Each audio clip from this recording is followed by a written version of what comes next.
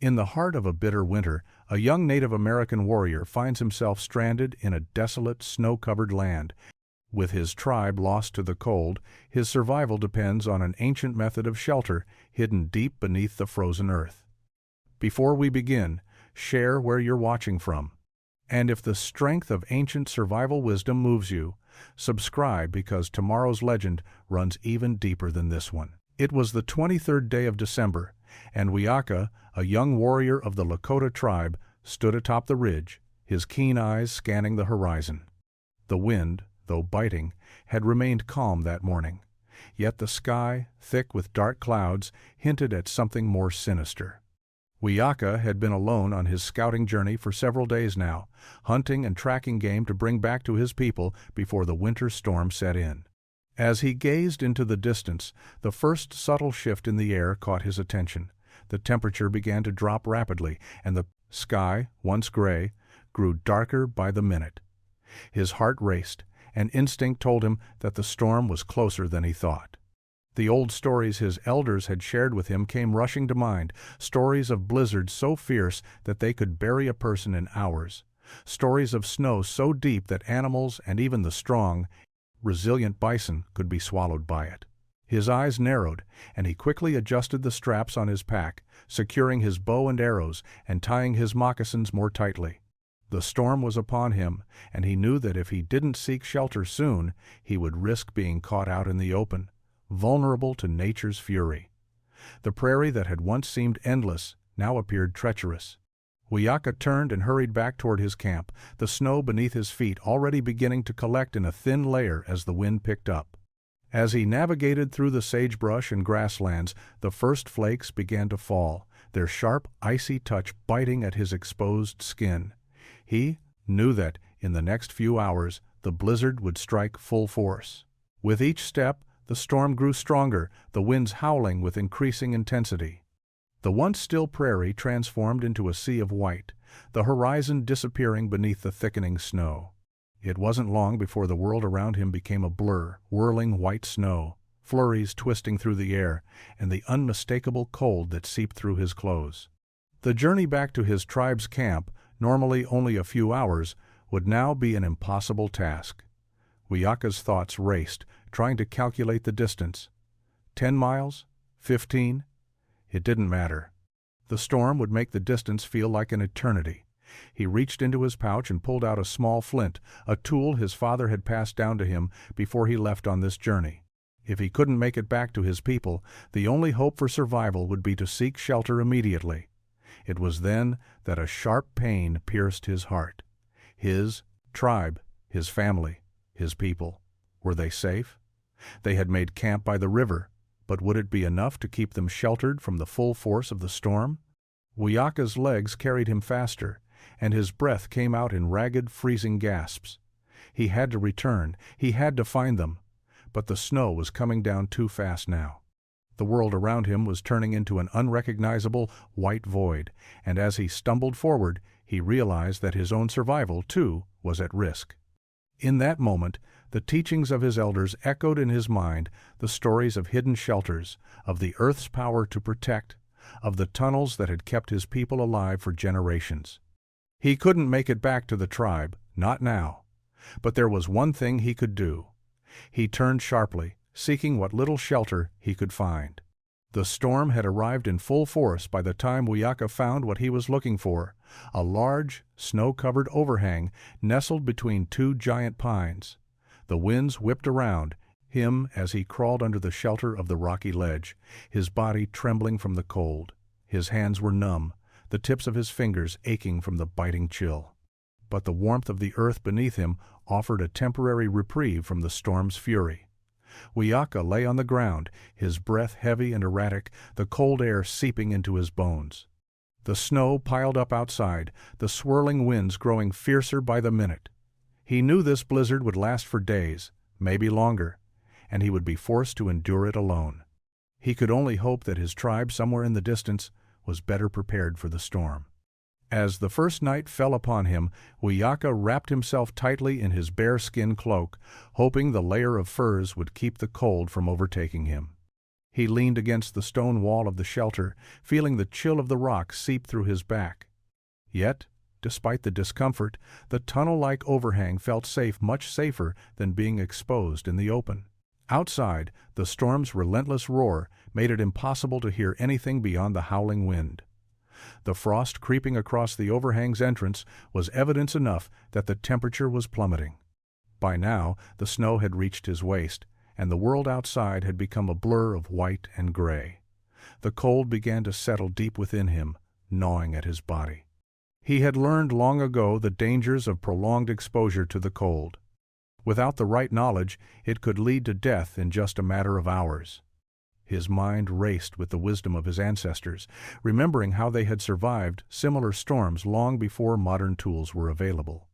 The land had taught them well what plants to eat, what animals to trap, and how to use the earth for shelter. But Wiyaka had not prepared for this. He had not planned to be trapped alone in a storm that could last for days. He began to worry for his tribe. Had they sought shelter like he had, or were they caught in the same storm, struggling to survive just as he was? As the night deepened, the winds outside howled, shaking the overhang above him. The snowflakes continued to fall, their cold touch biting through even the thickest fur. Wiyaka closed his eyes, feeling a deep sense of isolation. His body ached from the cold, and his thoughts drifted to his family, to his father, and to the sacred teachings of survival. He knew this would be a long and lonely night, but he would survive. He had to. The earth had sheltered his people for centuries, and it would shelter him now. The hours dragged on, the snow outside relentless as the wind screamed through the forest. Wiyaka lay still, his mind racing despite the cold that numbed his body. He had heard stories as a child, stories passed down by his elders, tales of hidden shelters buried beneath the earth, created by his ancestors to survive the harshest winters. The elders had spoken of these tunnels as places of refuge, where one could find warmth and safety when the storms outside threatened to consume them. Wiyaka had never thought much about those stories. As a young warrior, he had always been focused on learning to hunt and fight, never truly considering the depths of his people's ancient knowledge. But now, with the storm howling outside, he remembered those tales with clarity. The elders had spoken of tunnels made from the earth itself, where families could retreat when the world outside became too dangerous. He could no longer ignore the reality of his situation. If he stayed where he was, exposed to the storm, his body would succumb to the cold. He had no choice but to search for one of these tunnels, just as his ancestors had done. The land, the earth, was alive with knowledge, and if he could just tap into that knowledge, he might survive. Wiyaka gathered the last of his strength and rose from his resting place, his legs stiff from the cold. The earth felt solid beneath him, and he instinctively began to dig, using his hands at first, but soon reaching for a sharp stone he had tucked away. With each swipe, he felt the earth give way, and the further he dug, the more the temperature seemed to rise. It was as though the earth itself was alive, embracing him, protecting him from the storm that raged above. The tunnel, when he finally uncovered it, was nothing like he had imagined. It was narrow, barely wide enough for him to crawl through, but it was long, disappearing into the depths of the earth. The walls were smooth, as if shaped by the hands of those who had built it centuries ago. The air inside was warmer, free from the biting cold of the outside world. Wiyaka hesitated only for a moment, then crawled into the tunnel, feeling the warmth seep into his bones. He moved slowly at first, careful not to make any noise that might alert the storm above him. The deeper he went, the more he felt connected to the land, as though his ancestors were guiding him, showing him the path to survival. The tunnel curved, gently downward, and as Wiyaka continued, the faint smell of earth and stone filled his senses. He knew that this shelter, created by those who had come before him, would keep him safe through the long nights ahead. The tunnel wound deeper beneath the earth, offering Wiyaka shelter from the blizzard above. The cold that had gripped his body on the surface was now a distant memory, replaced by the comforting warmth of the earth. He lay on the ground, his breath steady and shallow as he tried to calm the storm of thoughts in his mind. The wind outside howled, a constant reminder of the brutal world above him. But within the tunnel, there was only the quiet murmur of the earth, the rhythmic pulse of life that connected him to his ancestors. He felt a deep sense of peace, as though he had returned to a place where his people had once taken refuge, where survival was more than a matter of will, it was a bond with the land itself. Wiyaka's thoughts wandered to his tribe, wondering how they were faring. Had they found shelter in time? His father, the chief, would have made sure they were prepared, but Wiyaka couldn't shake the feeling of worry. The storm was fierce, and the cold was unlike anything he had ever experienced. Despite his concern for his people, he knew he had to focus on himself now. His survival depended on his strength and patience. He had to wait out the storm and conserve his energy for the days ahead. The tunnel would offer protection, but the cold was merciless, and even the warmth of the earth could not keep the hunger and thirst at bay for long. The first night passed slowly. The walls of the tunnel felt like a comforting embrace, but the quiet was unsettling. Wiyaka could hear his own heartbeat, the soft scrape of his breath against the cool, damp air. He shifted his position, trying to find a more comfortable way to lie, but the stone floor was unforgiving. The cold had seeped deep into his bones, and he found it hard to rest. As the hours passed, Wiyaka's mind began to wander, but he fought against the urge to let it drift into panic. He had been taught the ways of survival since childhood. His father had spoken often of how the earth provided, how it would shelter those who respected it. This tunnel, this place of refuge, was a gift from his ancestors, a sacred space meant to keep him alive until the storm passed. Outside, the wind continued to rage, but here in the tunnel, Wiyaka felt safe, protected. His senses sharpened as he began to hear the small movements of creatures in the earth, the shift of roots, the scurry of unseen animals. The tunnel was not just a shelter, it was alive, and it whispered to him in the stillness of the night. He closed his eyes, offering a quiet prayer to the spirits of the land. He would survive, he told himself. He had the strength of his ancestors within him, and he would wait out the storm, no matter how long it took. The night stretched on, endless and cold, as Wiyaka lay, motionless on the earthen floor of the tunnel. The storm outside continued its violent fury, shaking the earth above and sending gusts of wind through the narrow cracks of the overhang. But within the tunnel there was a quiet peace. The deeper he crawled into the earth, the more the air seemed to settle, warm and still.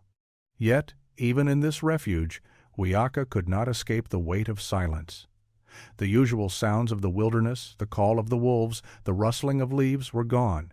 Instead, he was surrounded only by the soft echo of his own breath and the occasional subtle shift of stone beneath him.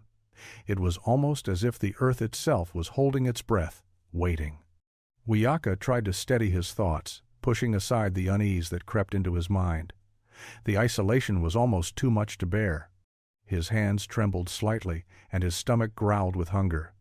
But he fought against the gnawing feeling that threatened to overwhelm him. His people had lived with silence before, but in times of great danger, it was different. Silence could mean waiting for something, waiting for the end, for the storm to take its toll. But Wiyaka remembered the lessons of his elders, the teachings that had been passed down from generation to generation. Patience was key. Survival was more than a matter of endurance. It was about waiting for the right moment, listening to the land, and knowing when to act. In the stillness, Wiyaka could feel a presence all around him, something ancient and wise, a connection to the earth that his ancestors had known intimately. The hours seemed to crawl, and sleep eluded him. Wiyaka could not afford to drift into dreams. He needed his mind sharp, his body aware. But still, he felt the heaviness of the tunnel press upon him. As the night deepened, the temperature continued to drop, but the earth's embrace remained constant. The storm outside was relentless, but Wiyaka held on to the thought that the worst of it would pass by dawn. Solitude was both a comfort and a curse. He had always been surrounded by his people, the sounds of his tribe, the laughter of children, the steady rhythms of daily life. Here, there was only silence.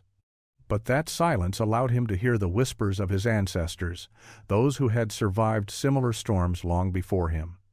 They had relied on the wisdom of the earth, on the shelter it could provide. He was part of that lineage now, part of the land's story. Wiyaka closed his eyes, focusing on the sensations around him, the faint scent of earth, the warmth beneath him. He remembered the stories the elders had shared around the fire, tales of those who had endured the cold and the hunger and had lived to pass on their knowledge. He was not alone. The spirits of his ancestors were with him, guiding him. The night passed slowly, but Wiyaka's resolve grew stronger. He would endure. The silence would end, and the storm would pass. He would survive. The storm raged on outside, its fury unyielding. Wiyaka had spent the better part of the night in the shelter of the tunnel, wrapped tightly in his cloak to ward off the biting cold. The earth beneath him was warm, but his body was growing weak from hunger. He had brought only a small pouch of dried meat with him, and now it was nearly gone. He could feel the emptiness in his stomach gnawing at him, a constant reminder of how fragile his survival truly was. The first few days in the tunnel had been manageable. He had made use of the food he carried, and the warmth of the earth had kept him from succumbing to the cold. But now, as the days blurred together, Wiyaka knew he could not survive much longer without food. His strength was waning, and though the tunnel offered shelter, it could not supply what he needed most: sustenance. The thought of venturing outside filled him with dread. The wind had not slowed, and the snow continued to fall, burying the world in a thick blanket of white. Wiyaka's breath caught as he thought about the dangers that awaited him beyond the safety of the tunnel: wild animals, treacherous snowdrifts, and the constant threat of frostbite if he was exposed for too long. But he knew he had no choice. He had to find food, or he would not survive. He rose to his feet, his muscles stiff from lying in the tunnel for so long. The cold air outside immediately bit at his exposed skin, but he pressed on, determined to find whatever he could to keep himself alive. He had seen tracks in the snow, earlier signs of deer, the only source of food in the area. If he could follow their trail, perhaps he could find a deer or a rabbit to hunt.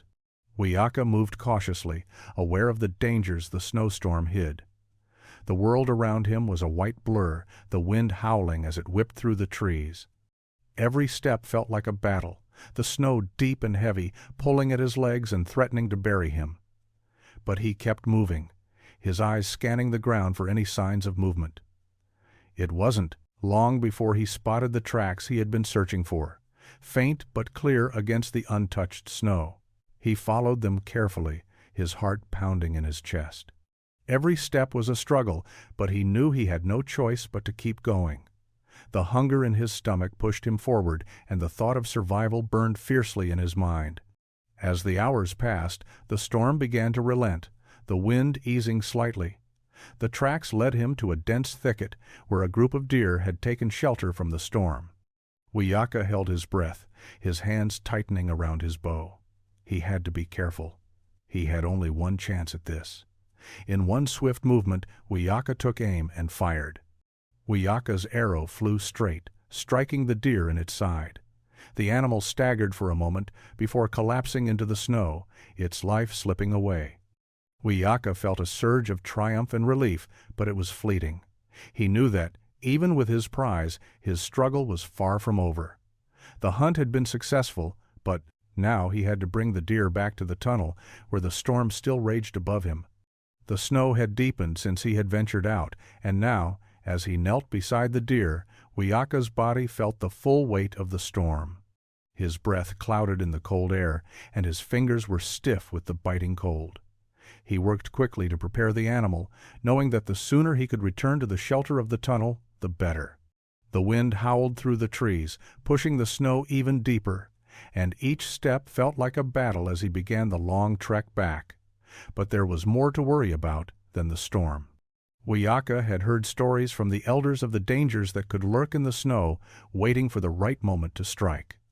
Wolves roamed these lands in the winter, and they were not afraid of a lone man with a bow. Wiyaka's heart quickened as he hoisted the deer over his shoulder, keeping a watchful eye on the surrounding woods. The quiet was oppressive, and every crack of the branches in the distance made him tense. As he made his way through the snow, the storm continued to intensify. The wind whipped around him, stinging his face, and the snow was now thigh-high.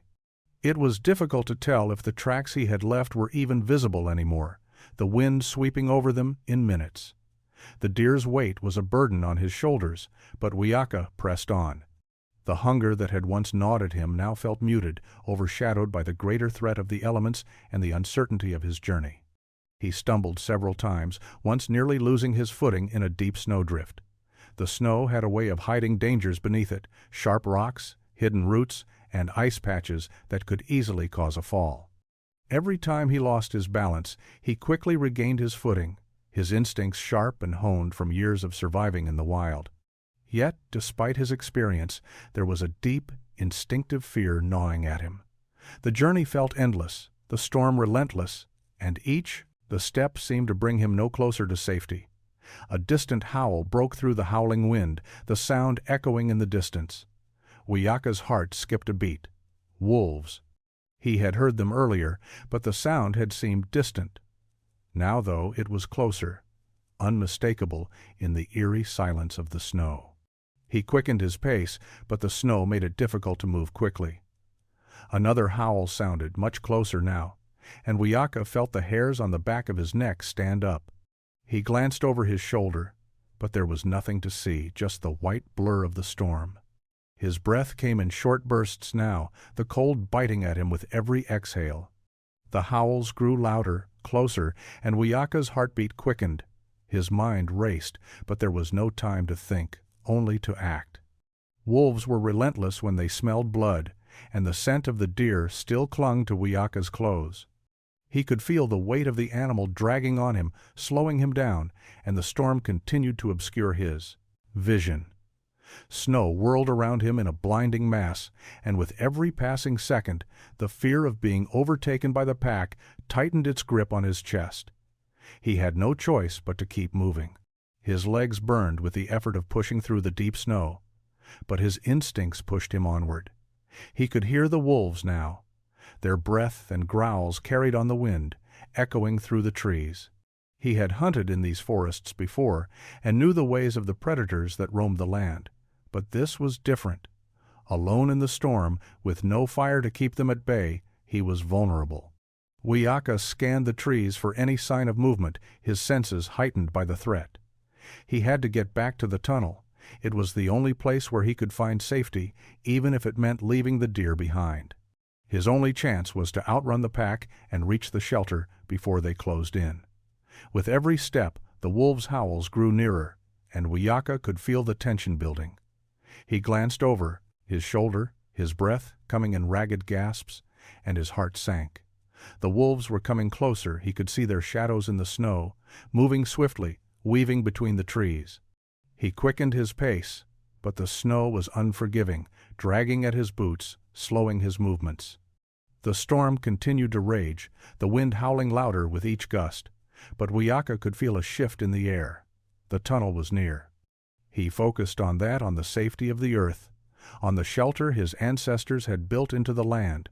The wolves would not follow him there. The earth would protect him. His muscles screamed with fatigue, but Wiyaka pushed through.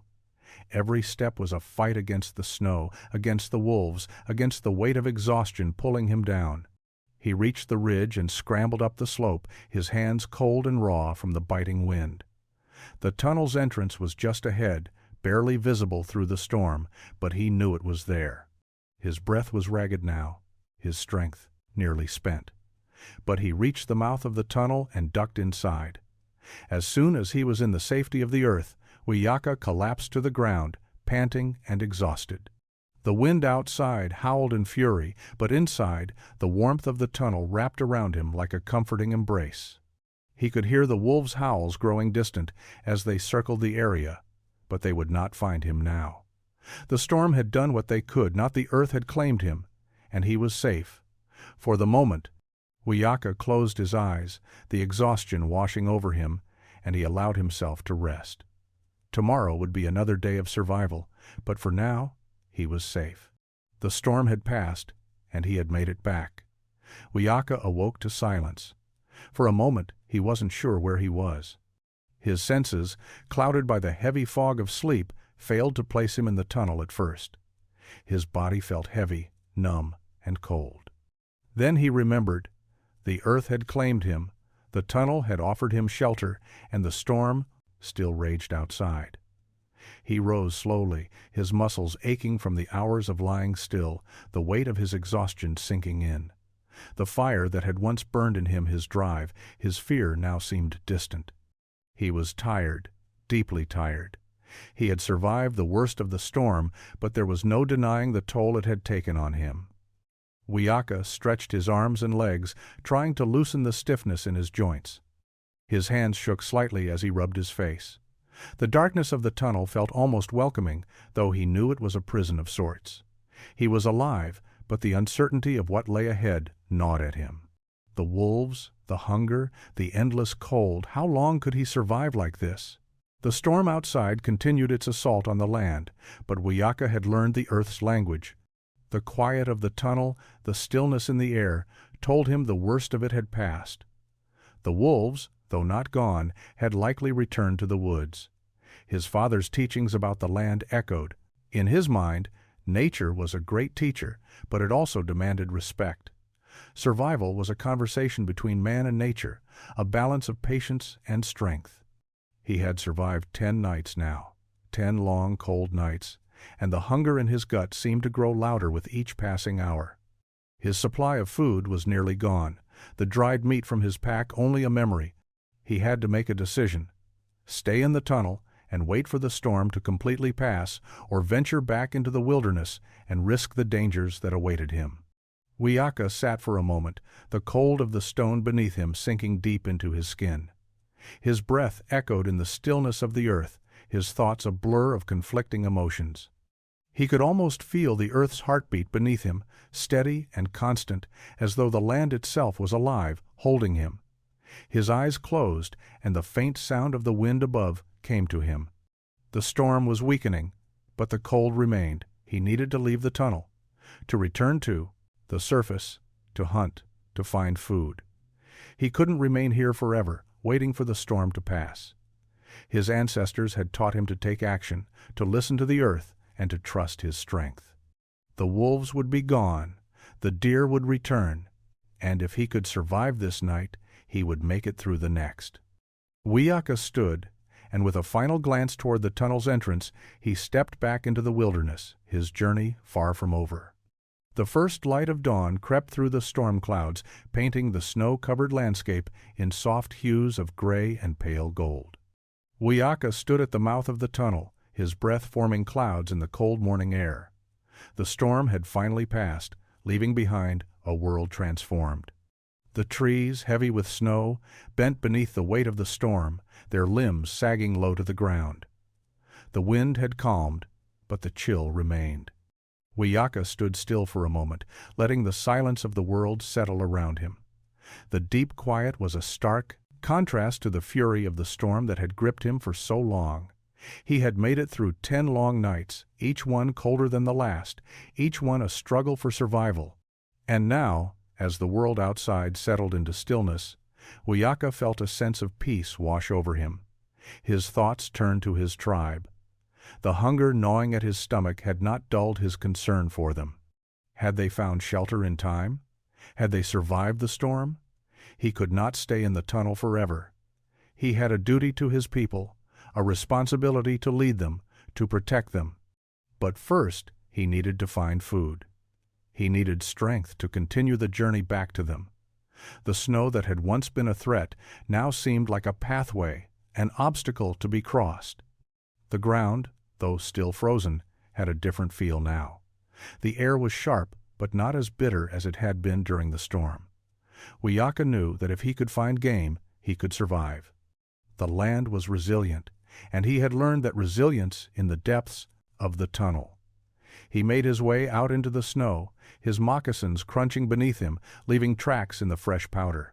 He had learned to move with quiet determination, to blend with the land rather than force his presence upon it. His instincts guided him, and as he moved deeper into the forest, he found the signs he had been searching for. The tracks of deer, of rabbits, of life returning to the land.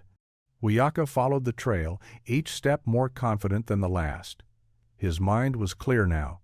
The storm had been a test, but it had also been a reminder that survival was not just about strength, but about patience, about listening to the land, about trusting the wisdom of his ancestors.